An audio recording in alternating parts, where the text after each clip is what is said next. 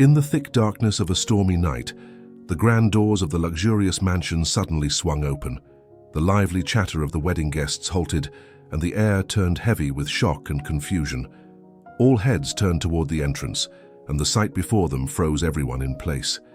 She stood there, the bride, her once pristine white gown now drenched in mud and rain, the hem torn and tattered. Barefoot, her feet were streaked with cuts, smudged with blood and dirt. Her hair clung to her face, drenched from the unrelenting rain, but her eyes held a fire that burned through the room, a mixture of defiance, pain, and unshakable determination. A ripple of whispers broke the silence. "Is that the bride? What happened to her? Did she run away? Or did something horrible happen?" The guests stood frozen, their eyes locked on her as she slowly stepped into the hall. Her every movement seemed deliberate, her every breath measured. The sound of her footsteps echoed through the grand room, each step sending a chill down the spines of the onlookers. At the far end of the hall, her groom stood rooted to the spot, his face a canvas of disbelief and worry. And there in the corner was the mother of the groom, clutching a glass of wine in her trembling hand. Her confident facade faltered as the bride's piercing gaze met hers. The color drained from her face, and for a moment it seemed as if time had stopped. Without a word, the bride walked through the crowd. Whispers grew louder behind her, but she didn't stop. She didn't waver. Each step was a declaration. Finally, she reached the center of the room. She turned to face the groom, her voice clear, cutting through the tension like a knife. "I'm here, and this wedding, it won't proceed as planned. Not without a fresh start." Gasps rippled through the crowd. The groom stepped forward, his hand reaching out to her, but her gaze didn't falter. Her words lingered in the air, heavy with meaning, and no one could tear their eyes away from her. What do you think happened to her? Did she survive an accident? Or is there something far darker behind her return? Stay tuned as we uncover this gripping story. And don't forget to like, share, and subscribe to support the channel for more dramatic and thrilling tales like this one. She was not just any bride. Emilia was a woman of substance, known for her intelligence, independence, and unshakable sense of justice. Born into a modest family, she worked her way up to become a respected lawyer, specializing in exposing corruption and advocating for the underprivileged. Years before meeting her fiancé, Alexander, Emilia had been involved in a high-profile case that brought down several powerful figures. Among them was a conglomerate accused of embezzlement and unethical practices. Although she didn't know it at the time, Alexander's family business was deeply entangled in that scandal. The case left scars on the family's reputation and triggered a quiet vendetta against Emilia, a woman they had never met until now. When Emilia met Alexander, their connection was immediate and undeniable. He was charming, driven, and surprisingly grounded despite his immense wealth. For the first time, Emilia felt she had found someone who valued her for who she truly was. But their love story, however pure, would soon collide with an obstacle she could never have foreseen: his mother. Margaret Wellington, Alexander's mother, was the epitome of a woman who wielded power like a weapon. A business mogul in her own right, she had spent decades carefully crafting the Wellington legacy.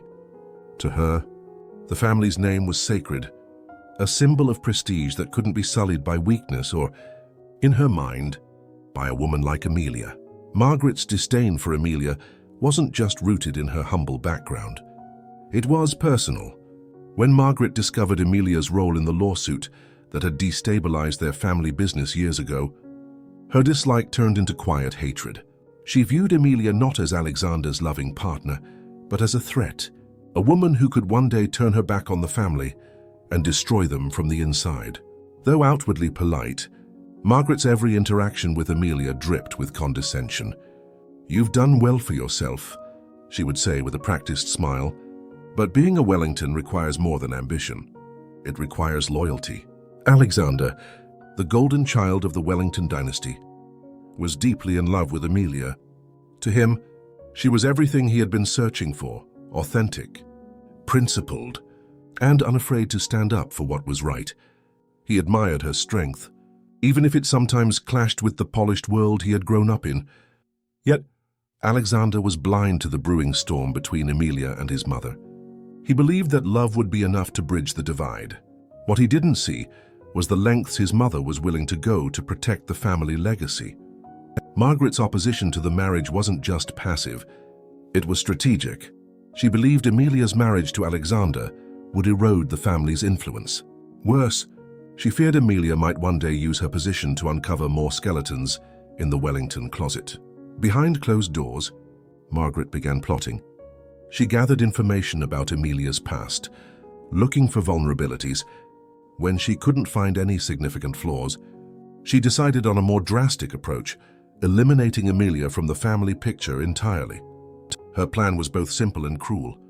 Margaret would orchestrate a misstep in the days leading up to the wedding, forcing Emilia into a situation that would either humiliate her or ensure she never reached the altar.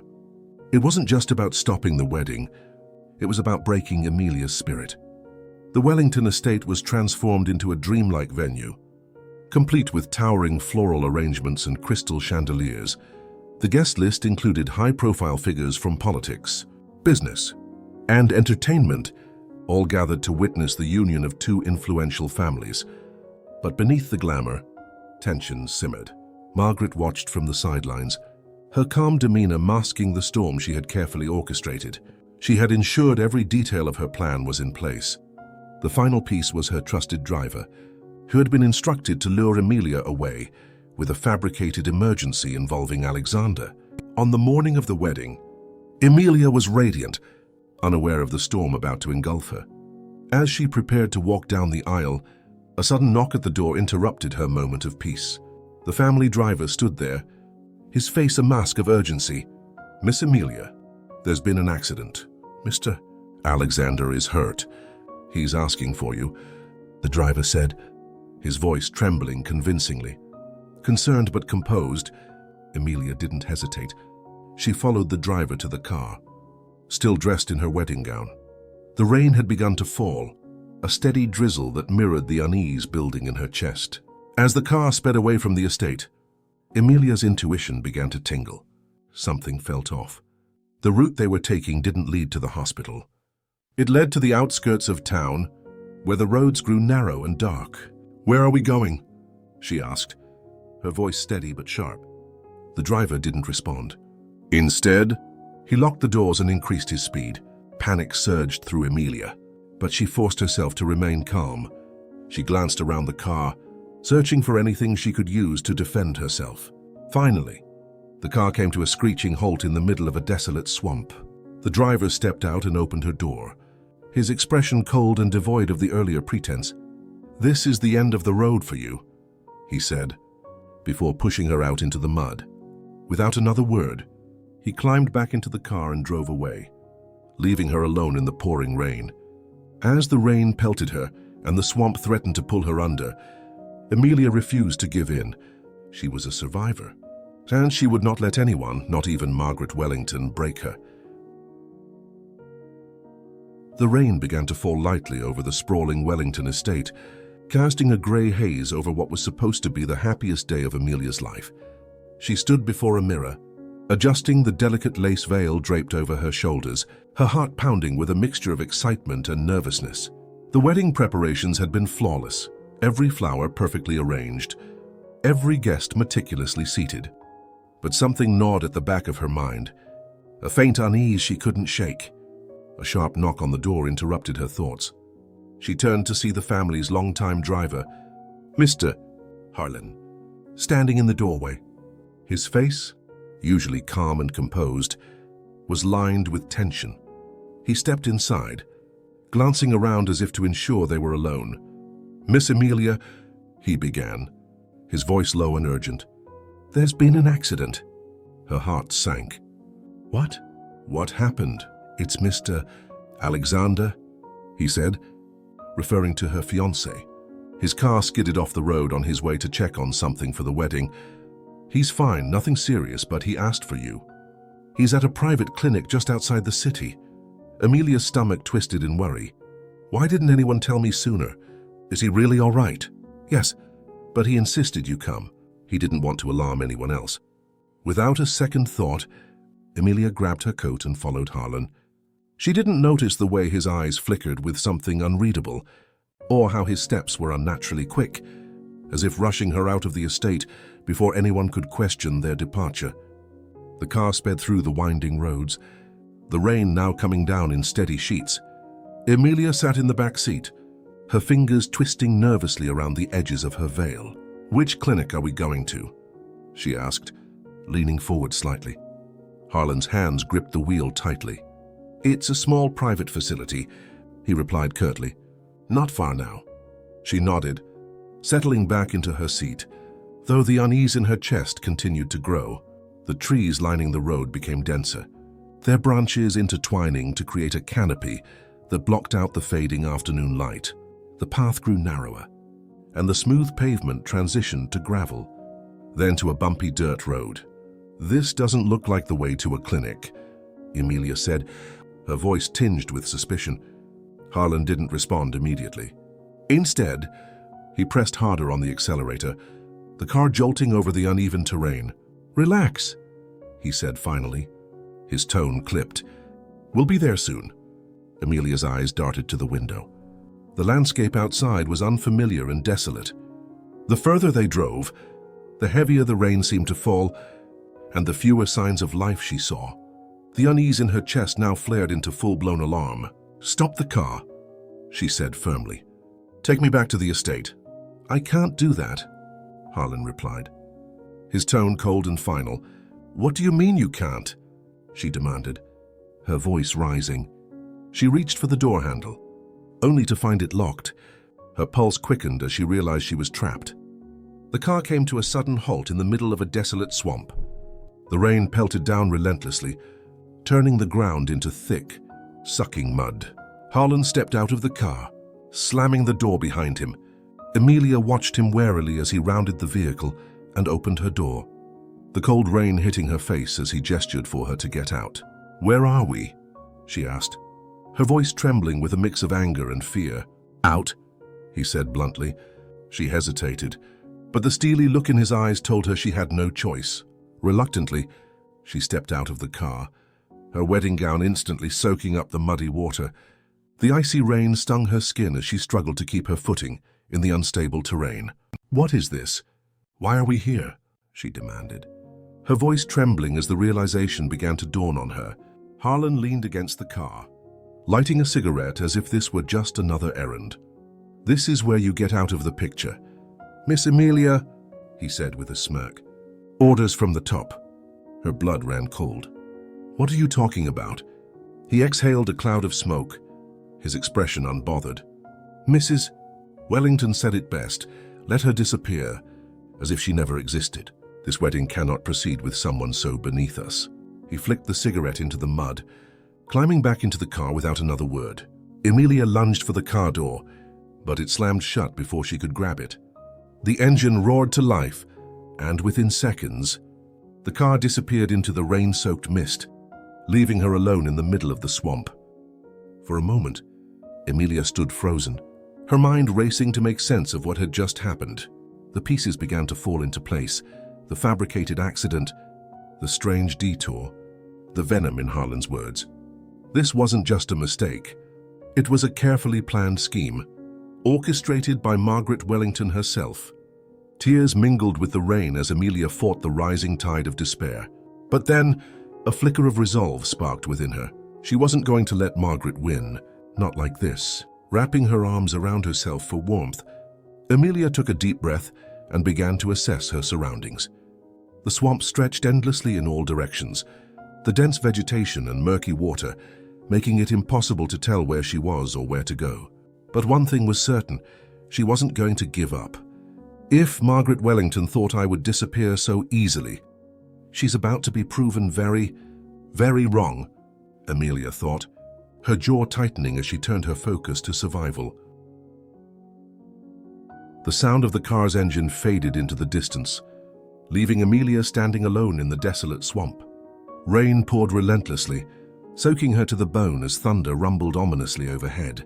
She looked around, her heart pounding as the realization of her situation began to sink in. She was completely alone, miles from any sign of civilization, surrounded by murky water, dense vegetation, and an eerie silence broken only by the occasional croak of frogs and rustle of unseen creatures. Her first instinct was to grab her phone, but as she reached for her purse, a wave of dread washed over her. Her purse was gone, so were her phone, her identification, and anything else that might help her find her way back or call for help. The driver had taken everything. Panic rose in her chest, but she forced herself to take deep breaths. "Stay calm," she told herself. "You've faced worse than this before. Think." She glanced down at her wedding gown, now heavy with mud and water, its fabric clinging to her legs. Each step she took was a struggle as her heels sank into the soft ground, and the rain blurred her vision. Amelia quickly kicked off her shoes, deciding they were more of a hindrance than a help, and began trudging through the muck in her bare feet. As she pushed forward, the terrain grew increasingly treacherous. The swamp seemed endless, with no clear path to follow. Each direction looked the same: tangled roots, standing water, and shadows that played tricks on her eyes. Her muscles ached, and the cold rain made her shiver uncontrollably. The weight of her dress dragged her down, and she considered ripping off part of the fabric to move more easily. But she hesitated, knowing the gown was her only layer of protection from the elements. Suddenly, her foot slipped on a hidden root, and she fell forward into a muddy pool. The cold water swallowed her up to her waist as she struggled to regain her footing. She clawed at the slick ground, her hands scraping against sharp rocks and twigs. Panic surged through her as she felt the pull of the mud beneath her, threatening to drag her deeper.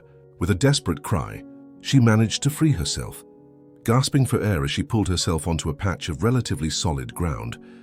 Her arms and legs were covered in scrapes, and her dress was now almost unrecognizable, a tattered, mud-soaked mess. But she didn't stop. She couldn't afford to. As she sat for a moment to catch her breath, her eyes caught a faint glint of something metallic, partially submerged in the mud, near the spot where she had fallen. Crawling over, she reached out and uncovered a small USB drive, its casing scratched but intact. She froze, staring at it for a moment. Why would a USB drive be here? She wondered. Then it hit her.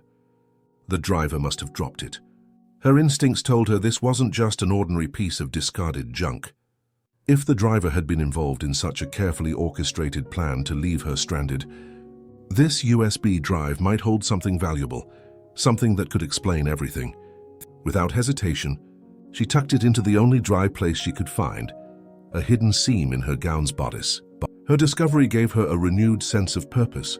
If this USB drive contained anything incriminating, it could be her key to turning the tables on whoever was behind this. Though deep down, she already suspected who. The storm began to subside slightly, and Amelia realized she needed to figure out a way to escape the swamp before nightfall.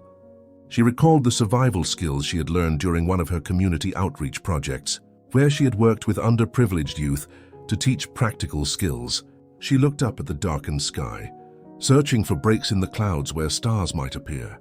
Slowly, as the rain lessened, she identified the North Star, her guide to orienting herself. Guided by the faint starlight, Amelia began moving in a steady direction, her mind racing with every step. She had no map, no tools, and no guarantees, but she clung to the hope that her determination would carry her through. Hours passed as she fought through the swamp's challenges. She waded through waist-deep water, navigated around jagged roots, and even startled a snake that slithered across her path. Her body screamed in protest with every step, but she refused to give in to exhaustion. Finally, she spotted something in the distance, a faint outline against the dark horizon. As she moved closer, she saw it was an old, abandoned boat, partially hidden by reeds and moss. The wooden vessel was battered and missing a paddle, but it was still afloat. It was her only chance. Using a sturdy branch she had found earlier, Amelia pushed the boat into the water and climbed in. She used the branch as an improvised oar, slowly propelling herself forward through the narrow water channels of the swamp. The journey was agonizingly slow, each stroke requiring every ounce of her remaining strength. As she navigated the labyrinth of the swamp, Emilia couldn't stop thinking about the USB drive hidden in her gown. What could be on it, she wondered, and how could I use it? Her thoughts were interrupted when the sound of rushing water reached her ears. She followed the noise and found herself approaching a larger channel that led to an opening. But beyond it, she saw faint lights in the distance, civilization. A surge of relief coursed through her veins as she realized she was finally on the path home. As dawn broke, Emilia's boat reached the edge of the swamp. Exhausted but resolute, she climbed onto solid ground and looked back at the treacherous landscape she had conquered. She was battered, bruised, and utterly spent, but she had survived. More than that, she had a weapon in her possession, the USB drive that could change everything. Emilia stood tall, her torn gown billowing slightly in the morning breeze. She knew her battle wasn't over yet. The real fight was just beginning, and she was ready to face it head-on. The grand ballroom was ablaze with light and filled with the soft hum of chatter, glasses clinking, and murmurs of admiration for the extravagance of the Wellington wedding. The music, elegant and serene, played in the background as the guests awaited the ceremony to commence.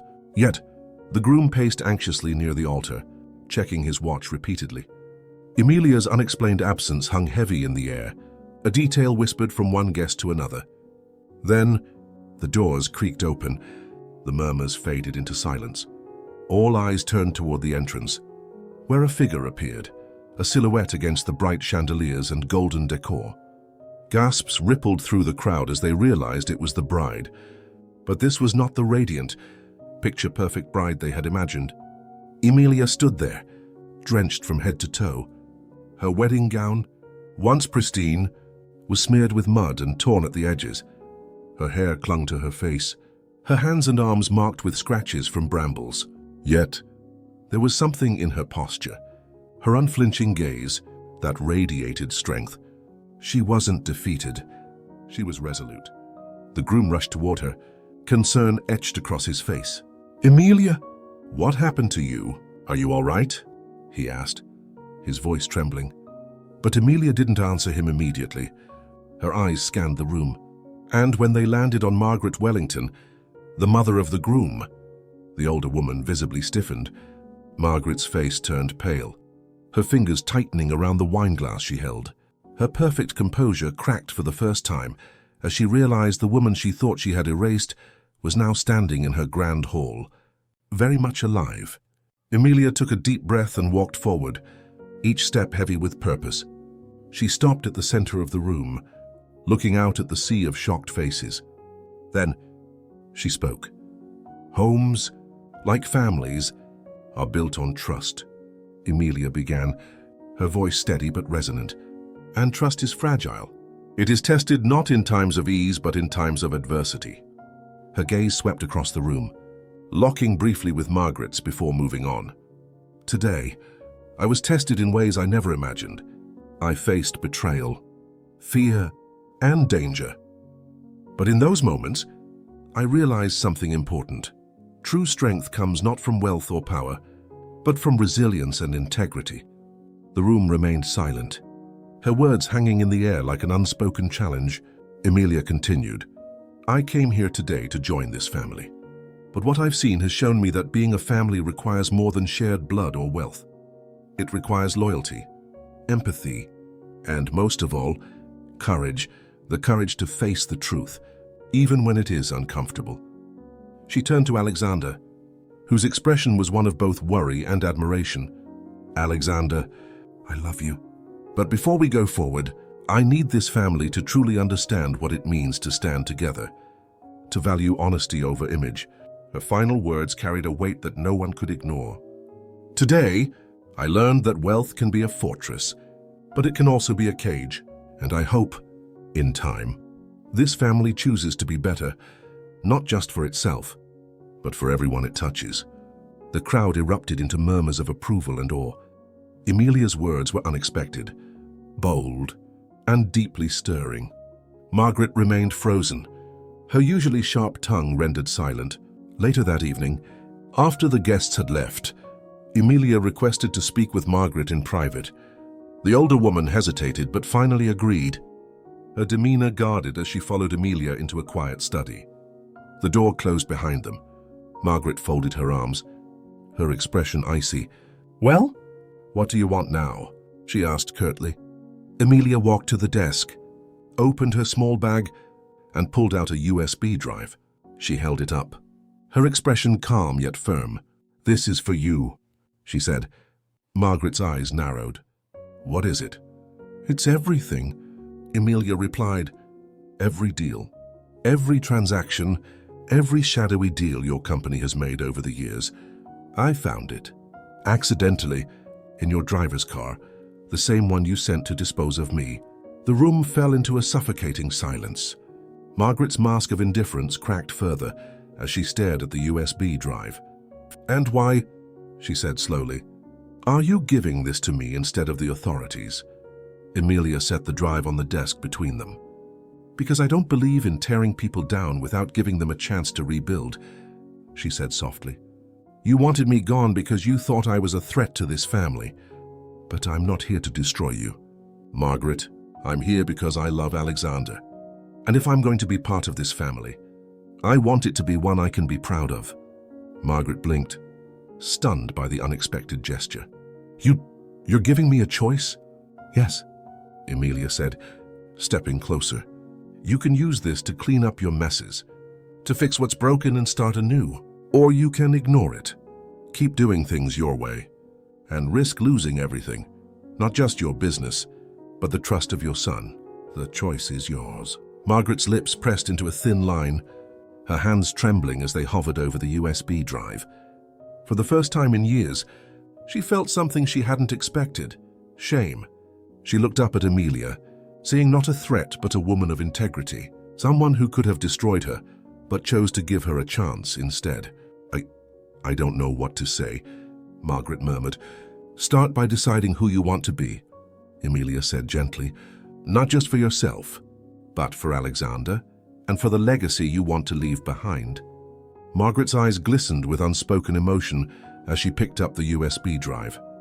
For the first time, she realized that maybe, just maybe, Emilia was exactly what the Wellington family needed. The next morning, Margaret called for a meeting with her board of directors. Changes were made, quietly but decisively. Deals were undone, connections severed, and a new direction was charted for the Wellington Empire. It was the first step in a long journey, but it was a step in the right direction. As for Emilia, she didn't need words to know that Margaret's actions had shifted. The subtle smile Margaret gave her at dinner that evening said it all. Respect had been earned, and a new bond was beginning to form. The grand celebration had come to an end. The guests, still murmuring about the unexpected events of the day, had dispersed, leaving the Wellington estate shrouded in a quiet tension. Emilia, though exhausted from the trials she had endured, knew her night was far from over. There was one last conversation that needed to happen, one that would determine the future of her relationship, not just with Alexander, but with his family. Margaret Wellington was in her study, sitting behind a grand oak desk with a glass of whiskey in her hand. The room was dimly lit, the crackling fire casting flickering shadows on the walls lined with bookshelves. For once, her expression betrayed no composure or cold authority. She looked pensive, as if the weight of the evening had finally caught up to her. A soft knock on the door drew her attention. Before she could respond, Emilia stepped inside, her posture upright and composed, despite her torn dress and visible fatigue. Margaret's eyes narrowed slightly, her sharp instincts immediately on alert. "Mrs. Wellington," Emilia began, her tone steady but gentle.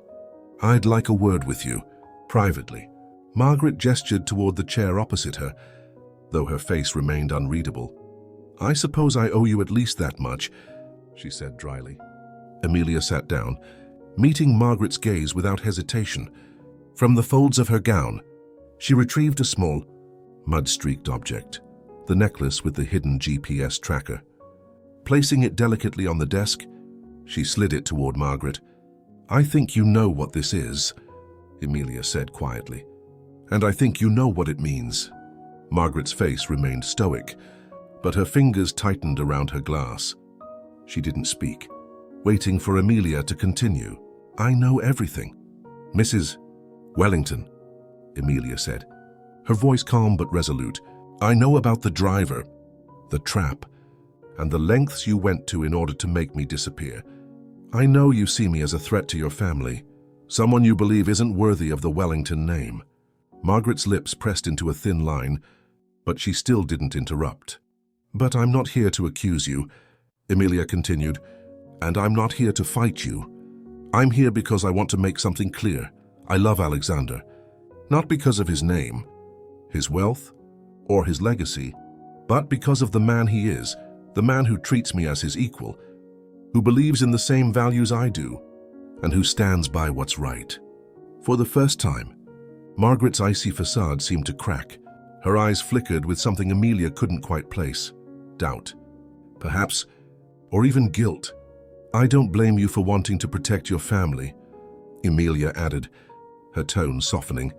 "I can see how much you care about Alexander and the life you've built. But you and I both know that life can't be built on lies or fear. It has to be built on trust, respect, and understanding." She leaned forward slightly, her gaze unwavering. "That's the kind of family I want to be a part of, and that's the kind of family I want to help you protect." Margaret's hands trembled slightly as she set down her glass. For a long moment, she said nothing, the silence stretching between them like a fragile thread. Emilia could see the battle playing out in Margaret's mind, the pride and anger that had driven her actions warring with a deeper, more vulnerable part of herself. Finally, Margaret exhaled shakily, her shoulders slumping in a way that made her seem smaller, almost human. When she spoke, her voice was barely above a whisper. "You're a better woman than I gave you credit for," she admitted. I thought you'd come here to expose me, to demand some kind of retribution." Emilia shook her head. "That's not who I am. Destroying you wouldn't help anyone, not Alexander. Not me, and certainly not this family." Margaret's eyes filled with unshed tears as she looked down at the necklace on the desk. "I've spent my entire life fighting to protect what I've built," she said quietly. "And in doing so, I've forgotten what it's all supposed to mean. I've hurt people. Emilia, you're not the first, but I swear, you'll be the last." For the first time, Emilia saw not the formidable matriarch of the Wellington Empire, but a mother struggling with the weight of her own choices, a woman who, beneath her sharp edges, carried the burden of years of regret. Margaret wiped her eyes quickly, as if embarrassed by her display of emotion. "I don't expect you to forgive me," she said, her voice cracking. "But I hope you'll give me the chance to make things right." Emilia smiled softly. "That's all I ever wanted." The two women sat in silence for a moment, the air between them no longer tense but tentative, like the first rays of sunlight breaking through a storm. Margaret reached for the necklace, her fingers brushing against its surface as if it symbolized something more than just a piece of evidence. It was a second chance.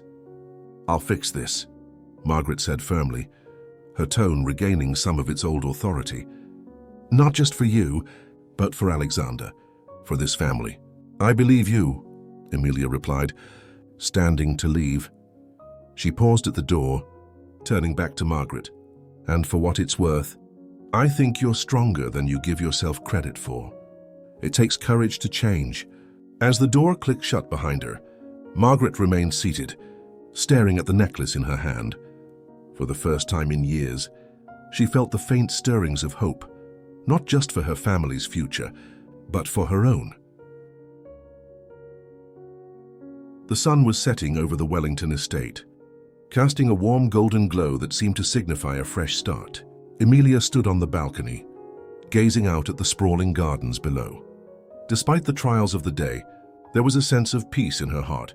The confrontation with Margaret Wellington had ended not in bitterness, but in understanding, a small but significant victory. Alexander joined her, his steps light but purposeful. He placed a hand on her shoulder, his touch both reassuring and grateful. "You've been through so much today," he said softly, "and yet you're still standing here, stronger than ever." "I don't know how you do it," Emilia turned to face him, her expression calm but resolute. Because it's not just about surviving, Alexander. It's about building something better from the ashes. She took a deep breath, her gaze shifting back to the horizon. Your mother and I, we may never fully agree on everything, but I think she understands now that I'm here for the right reasons, that I'm not going anywhere. Alexander smiled, his admiration for her growing deeper. And I think she sees that the strength of this family doesn't come from its wealth, but from the people in it. In the days that followed, the change in Margaret Wellington became evident. Though she still carried herself with the same air of authority, there was a newfound humility in her demeanor. She began to take small steps toward making amends, not just with Emilia, but with others she had wronged in the past. At a quiet dinner one evening, Margaret raised her glass and addressed the family, her voice steady but tinged with emotion. I've spent a long time protecting this family in the only way I thought I could, but I realize now that true strength doesn't come from control, it comes from trust. Emilia has taught me that, and for that, I am deeply grateful. Her words were met with a stunned silence, followed by Alexander's warm applause. Emilia smiled softly, knowing this was Margaret's way of showing she was ready to begin anew. As time passed, Emilia and Alexander worked together to bridge the gaps within the Wellington family. Emilia's influence brought a refreshing perspective to the family's operations, focusing more on ethical practices and giving back to the community. Margaret, true to her word, supported these changes. While her pride often made her reluctant to admit it, she respected Emilia's vision and determination. The two women, once adversaries, began to find common ground in their shared love for Alexander and their desire to see the family thrive, not just in wealth, but in values. On their first anniversary, Alexander and Emilia hosted a charity gala at the estate, a bold move that symbolized their commitment to creating a positive legacy. Margaret, seated at a table near the stage, watched proudly as Emilia addressed the crowd. We stand here today not as a family bound by blood or wealth, but as a family united by purpose, Emilia said, her voice steady and confident. What we build together is more important than what we inherit. And I believe that when we work towards something greater than ourselves, we truly find what it means to be strong. The applause was thunderous, and Margaret found herself clapping the loudest. Emilia's story isn't just about overcoming betrayal or proving herself. It's about resilience, understanding, and the courage to build bridges where others would burn them. So now, we ask you, what would you have done if you were in Emilia's shoes? Do you believe in the power of forgiveness and second chances? Let us know your thoughts in the comments below. And don't forget to like, share, and subscribe to our channel for more inspiring and thought-provoking stories like this one. Together, let's celebrate the power of love, resilience, and the courage to create change